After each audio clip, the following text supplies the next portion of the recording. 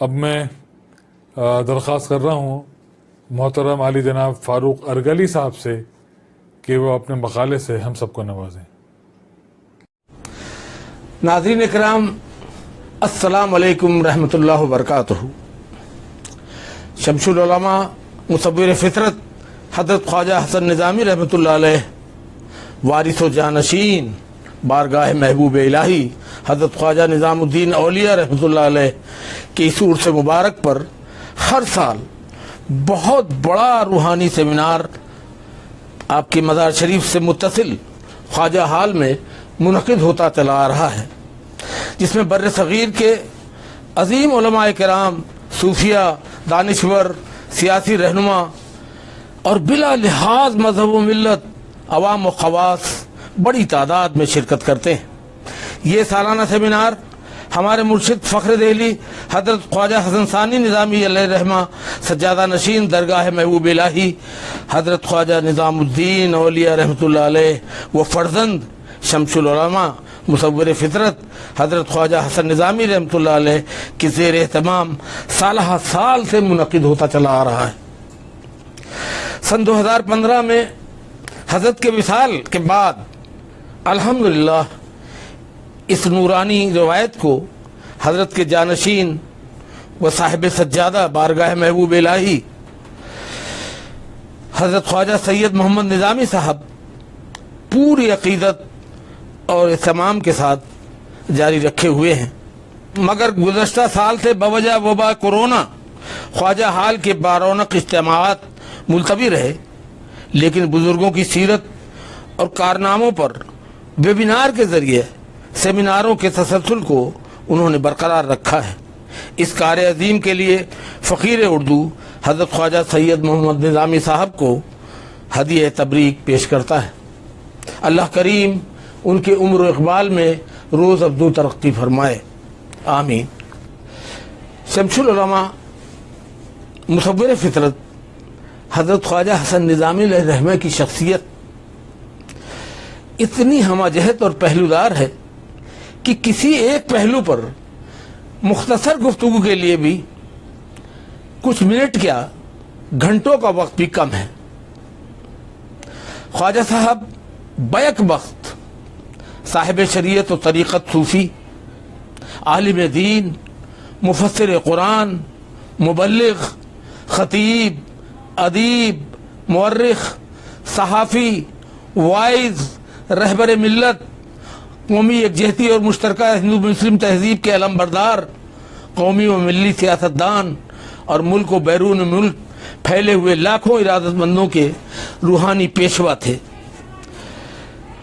ایک عہد ساز ادیب کی حیثیت سے خواجہ صاحب نے جس دور میں لکھنا شروع کیا تھا، سر سید کے بعد اس وقت علامہ اقبال، علامہ شبلی نعمانی، سید سلیمان ندوی، سید امیر علی، مولانا محمد علی جوہر، مولانا حسرت موہانی، خواجہ محمد شفیع، مولانا ابوالکلام آزاد، راشد الخیری، اشرف صبوحی، ظفر علی خان اور دوسرے متعدد نامور معاصرین کی ایک کہکشاں روشن تھی۔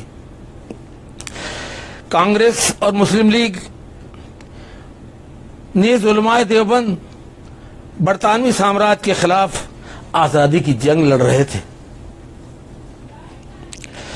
خواجہ صاحب نے اس زمانے میں ادب و صحافت کے میدان میں قدم رکھا جب اردو کی تاریخ میں سب سے زیادہ شہرت اور مقبولیت حاصل کرنے والے ادیب، شاعر اور صحافی موجود تھے، جن کے درمیان اپنی شناخت قائم کر لینا بے حد مشکل کام تھا۔ اسے غیر معمولی تخلیقی صلاحیت، ان کی خداداد ذہانت یا پھر ان کی روحانی اور وجدانی بصیرت ہی کہا جا سکتا ہے کہ انہوں نے ملک کے بڑے بڑے اخبارات اور رسائل کے لیے لکھا، اپنے اخبارات اور رسالے شائع کیے۔ ان کا سب سے بڑا کارنامہ یہ ہے کہ انہوں نے اردو نثر کو فارسی اور عربی کے بھاری پن سے آزاد کر کے آسان اور عام فہم انداز میں بڑی سی بڑی بات کہنے کا اسلوب ایجاد کیا۔ سچ مچ مصور فطرت کہے گئے، وہ اردو کے پہلے عوامی ادیب ثابت ہوئے جن کی تحریریں پورے بر صغیر میں گھر گھر پڑھی گئیں اور ان کی باتیں لوگوں کے دلوں میں اتر گئیں۔ خواجہ صاحب نے سینکڑوں چھوٹی بڑی کتابیں لکھ کر خود اپنے پبلشنگ ہاؤس خواجہ کتاب گھر سے شائع کی۔ صحافت کے میدان میں اپنے عہد میں وہ بہت آگے نظر آئے۔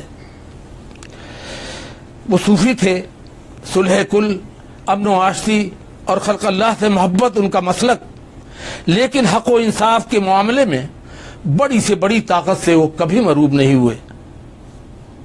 جب انگریز کی سازش سے اسلام مخالف ذہنیت نے رسوائے زمانہ شدھی تحریک شروع کی تو ان کی خطابت اور صحافت نے دشمنان اسلام کو بری طرح پسپا کر کے رکھ دیا۔ اس جنگ میں انہوں نے اپنی صحافتی قوت کا کھل کر استعمال کیا۔ خواجہ صاحب بنیادی طور پر تو صوفی تھے، انہوں نے اپنی سیرانگیز خطابت اور جادو نگار قلم سے ہندو مسلم اتحاد کے لیے جو جدوجہد کی ہے وہ بے نظیر ہے۔ اگرچہ اسے آج کی نفرت کی سیاست نے دھندلا کر دیا ہے، اس میں مسلم قوم کی خود فراموشی کا بھی دخل ہے، لیکن 20ویں صدی کے ہندوستان کی علمی، ادبی، سماجی اور سیاسی تاریخ اسے فراموش نہیں کر سکتی۔ خواجہ حسن نظامی صاحب نے حضرت امیر خسرو علیہ الرحمہ کے خاص نظریے یعنی ہندوستان اور ہندو قوم سے محبت کا جو عملی مظاہرہ کیا ہے، اور یہ مظاہرہ انہوں نے اپنی جوانی میں ہی کر دکھایا تھا جب انہوں نے گیروا بانا دھارن کیا اور ہندو تیرتھ استھانوں کی یاترا کی۔ سادھو بن کر متھرا، بندرابن، گوکل، ایودھیا، کاشی، بودھ گیا، ہریدوار اور رشی کیش کے مندروں اور مٹھوں کے درشن کیے۔ ہمالیہ کی گپھاؤں اور گھاٹیوں میں تپسیا کرنے والے سنیاسیوں سے ملے اور ہندو دھرم کے ادھیاتم اور روحانی قدروں کو سمجھنے کی کوشش کی۔ خواجہ صاحب کو اس کے لیے کفر کے فتوے اور زبردست مخالفت کا سامنا بھی کرنا پڑا۔ خواجہ صاحب بھارت کے پہلے مسلمان دانشور تھے جنہوں نے ہندی بھاشا کی اہمیت کو سب سے پہلے محسوس کیا تھا۔ بھارتی بھاشا کی قدر و قیمت کا شعور در حقیقت حضرت امیر خسرو کی وراثت تھی جو خواجہ صاحب کو فطری طور پر حاصل ہوئی تھی۔ ان کی کوشش قرآن کریم کا وہ ہندوستان میں پہلا ہندی ترجمہ تھا جو بعد میں کلام الہی کے ہندی مترجمین کے لیے مشعل راہ ثابت ہوا۔ خواجہ صاحب کو عربی زبان پر مکمل عبور حاصل تھا، قرآنی تعلیمات ان کی رگ رگ میں سمائی ہوئی تھیں۔ ایک معتبر مفسر قرآن بھی تھے۔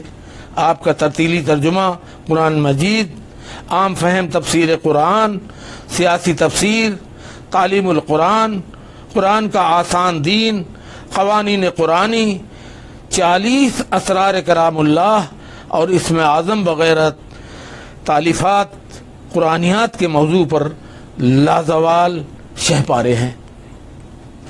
دینی تعلیمات کو عام کرنے کی جانب آپ کا قلم ہمیشہ رواں دواں رہا۔ آپ کی کتابیں محمد گیان یعنی سیرت محمدی صلی اللہ علیہ وسلم، اسلام کے ضروری عقائد، تاکید نماز، روزے کے احکام، زکوٰۃ کے احکام، خدائی انکم ٹیکس، حدیث کی پیشین گوئی، تہجد کی مناجات، اسلامی توحید، 11 سورہ، 17 سورہ، قرآن آسان، اسکول کی دعائیں، گراں قدر دینی نگارشات ہیں۔ لیکن اتنے بڑے عالم دین، صوفی اور اسلامی اسکالر، مبلغ اور مفسر قرآن حضرت خواجہ حسن نظامی کی شخصیت کا یہ غیر معمولی کرشمہ ہے کہ ہندو دھرم کی تعلیمات پر بھی آپ نے متعدد مضامین لکھے۔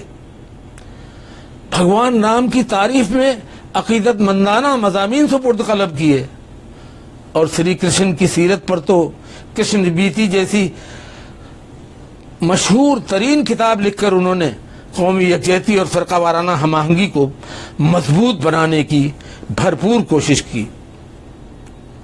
حضرات، آج کل گائے کی سیاست سے نفرت کا ماحول پیدا کیا جا رہا ہے، لیکن اب سے تقریباً 1 صدی پہلے خواجہ صاحب نے ترک قربانی گاؤں جیسی معرکۃ العرا کتاب لکھ کر ہندو مسلم سماج کو اپنے ہم وطن ہندو بھائیوں کے مذہبی جذبات کے احترام میں پورے تاریخی، فقہی، طبی اور سماجی استدلال کے ساتھ آپ نے منع فرمایا تھا۔ انہوں نے صرف کتاب ہی نہیں لکھی بلکہ عوامی پلیٹ فارم سے بھی گو رکشا کی تحریک کو کامیاب بنانے کے لیے آواز اٹھائی۔ ناظرین کرام، حضرت خواجہ حسن نظامی کی ادبی تخلیقات، ان کی خوبصورت نثر اور ان کی شخصیت کے روحانی فضائل و مناقب سے تمام عالم، ساری اردو دنیا واقف ہے۔ ان کے تمام کمالات میں بطور صحافی ان کے کارناموں کا تھوڑا سا ذکر اس گفتگو میں کرنا چاہتا ہوں۔ در حقیقت وہ اپنے زمانے کے بہت بڑے صحافی، کالم نویس اور خبر نویس تھے، بلکہ یہ کہا جائے تو مبالغہ نہیں ہوگا کہ وہ اپنی ذات میں ایک مکمل میڈیا ہاؤس سے ابلاغ و تشہیر کی قوت کو انہوں نے اوائل عمر میں ہی پہچان لیا تھا، اور اس کے بعد اپنی غیر معمولی وسعت نظر اور کرشمائی قلم کی قوت سے اردو صحافت کی تاریخ میں وہ اعلیٰ مقام حاصل کیا جو بہت کم لوگوں کو نصیب ہوتا ہے۔ 1914 میں خواجہ صاحب کے عزیز دوست بھیا احسان الحق نے میرٹھ سے اخبار توحید شروع کیا تھا۔ خواجہ صاحب اس اخبار کے ایڈیٹر تھے۔ ان دنوں آپ میرٹھ جا کر رہنے لگے تھے۔ اخبار توحید میں خواجہ صاحب نے اپنے قلم کے وہ جوہر دکھائے کہ ان کا شمار مولانا آزاد اور محمد علی جوہر کی صف میں ہونے لگا۔ اس زمانے میں مچھلی بازار کانپور کی مسجد کا سانحہ ہوا تھا۔ انگریز حکومت کی پولیس نے گولیوں سے سینکڑوں مسلمان شہید کر دیے تھے۔ خواجہ صاحب نے اس کے خلاف میرٹھ کے ایک احتجاجی جلسے میں زبردست تقریر فرمائی اور کہو تکبیر کے عنوان سے اپنے اخبار میں شائع بھی کر دی۔ اس تاریخی تقریر کی شروعات میں خواجہ صاحب نے فرمایا تھا، اس بندوق کی قسم جو ظالم و مظلوم کے ہاتھ میں یکساں کام کرتی ہے، اس سنگین کی قسم جو دوست و دشمن دونوں کے سینوں میں اتر جاتی ہے، اس تلوار کی قسم جس پر آج غیر کا قبضہ ہے لیکن یقیناً کل ہمارا قبضہ ہوگا۔ برطانوی سرکار اس تقریر کی اشاعت سے بوکھلا گئی، لیکن خواجہ صاحب نے راتوں رات اس اخبار کی ہزاروں کاپیاں چھپوا کر سارے ملک میں تقسیم کروا دیں۔ نتیجہ یہ ہوا کہ اخبار کا لائسنس ضبط ہو گیا، اخبار کو بند کرا دیا گیا، لیکن خواجہ صاحب یہاں رکے نہیں۔ ان کا رسالہ نظام المشائخ 1908 سے ہی مسلسل چھپ رہا تھا۔ ان کا تاریخ ساز روزنامچہ اور شاہکار سفرنامے نظام المشائخ میں چھپ کر پورے بر صغیر میں مقبول ہو رہے تھے۔ یہ جریدہ ملا واحدی کی ادارت میں شائع ہوتا تھا اور اس میں نگرانی خواجہ صاحب فرماتے تھے۔ 1919 میں خواجہ صاحب نے روزنامہ رجیت شروع کیا۔ یہ بڑا شاندار اخبار تھا۔ یہ اخبار اپنی حق بیانی اور نہایت سچی اور بے لاگ رپورٹنگ کی وجہ سے بے پناہ مقبول ہوا۔ مشہور سکھ اخبار نویس سردار دیوان سنگھ مفتون نے اپنی صحافتی زندگی کا آغاز اسی رجیت اخبار سے کیا تھا، جو بعد میں اپنے ہفت روزہ ریاست کی وجہ سے عالمگیر شہرت کے مالک بنے۔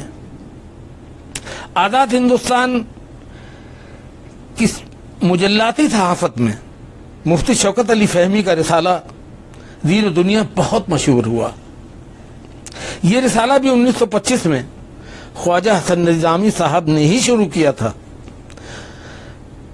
روزنامہ ریت کے بعد خواجہ صاحب نے غریبوں کا اخبار نکالا اور اس کے ساتھ ہی ایک اور شاندار روزنامہ نکالا، عادل. عادل اس زمانے کا سب سے سستا اخبار تھا، اس کی قیمت تھی 2 پیسے.